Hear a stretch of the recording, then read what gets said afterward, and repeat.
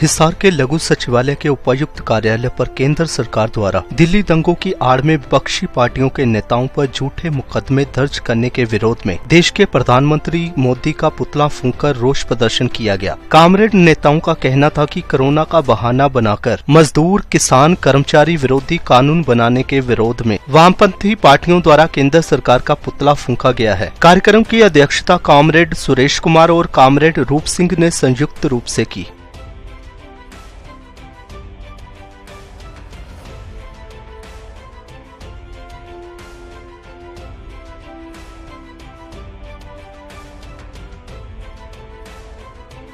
आज का ये प्रदर्शन है तीनों वामपंथी पार्टियां और स्वराज इंडिया की ओर से ये प्रधानमंत्री मोदी का पुतला फूंका गया। मुख्य जो आज का मुद्दा है वामपंथी पार्टियों का, स्वराज इंडिया का,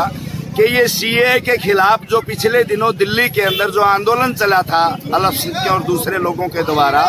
उसमें जो लोग वहां गए थे, चाहे उसमें नताशा नरवाल है, चाहे कॉमरेड सीताराम येचुरी है, चाहे डी राजा है, चाहे योगेंद्र यादव जी हैं, ऐसे और बहुत लोग हैं प्रगतिशील विचार के लोग जो सरकार को ये कह रहे थे कि सीए जो आएगा ये जनता विरोधी है, ये मुस्लिम विरोधी है, ये देश को तोड़ेगा, देश में आपस को बांटेगा। इस सवाल को लेके हमारे लोग वहां समर्थन में जितने भी जो लोग जा रहे थे उनके ऊपर झूठे मुकदमे दर्ज करके देश विरोधी तक के उनके जेल में डालने की तैयारी है। बहुत लोगों को जेल में डाल भी दिया जा चुका है। तो हमारा पूरे देश के अंदर वामपंथी पार्टियों, स्वराज इंडिया और ऐसे प्रगतिशील विचारों के जितने भी पार्टियां हैं, सामाजिक संगठन हैं, प्रोफेसर हैं, डॉक्टर हैं, बुद्धिजीवी हैं, सब लोगों का ये पूरे हिंदुस्तान के आज आह्वान है, जिसके तहत हमने प्रधानमंत्री का पुतला ये आज फूंका। अभी अरेस्ट तो उन्होंने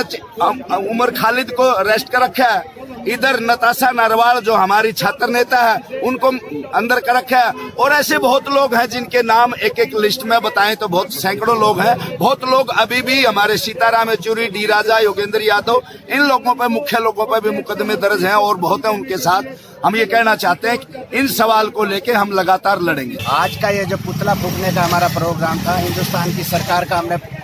इसलिए पुतला फूंका है कि हिंदुस्तान की सरकार जो है काले कानून लाके हिंदुस्तान के नागरिकों में डर पैदा कर रही है, चाहे वो किसानों का हो और चाहे जो दिल्ली दंगों की आड़ में हमारे नेताओं के खिलाफ, येचुरी जी के खिलाफ, योगेंद्र यादव जी के खिलाफ और ना जाने कितने इतने लीडर हैं जिनके खिलाफ केवल मात्र इसलिए उनके खिलाफ मुकदमे दर्ज किए कि कल को वो भारतीय जनता पार्टी के खिलाफ या इस हिंदुस्तान की ये तानाशाह सरकार के खिलाफ वो बोल ना सके। उनके ऊपर मुकदमे दर्ज करके तमाम हिंदुस्तान की जनता को संदेश देना चाह रहे हैं, खबरदार अगर कोई बोलता है हिंदुस्तान की सरकार के खिलाफ, इस बीजेपी सरकार के खिलाफ, तो हम तुम्हारे ऊपर इस प्रकार के मुकदमे करेंगे। लेकिन आपके माध्यम से एक बात बताना चाहता हूं मैं, हिंदुस्तान की जनता इतनी डरपोक नहीं है। हिंदुस्तान की जनता बहादुर जनता है, जिन्होंने अंग्रेजों का भी दांत खट्टे करके इस हिंदुस्तान को आजादी दिलवाई थी। इस तरह के झूठे मुकदमे दर्ज करके हिंदुस्तान की सरकार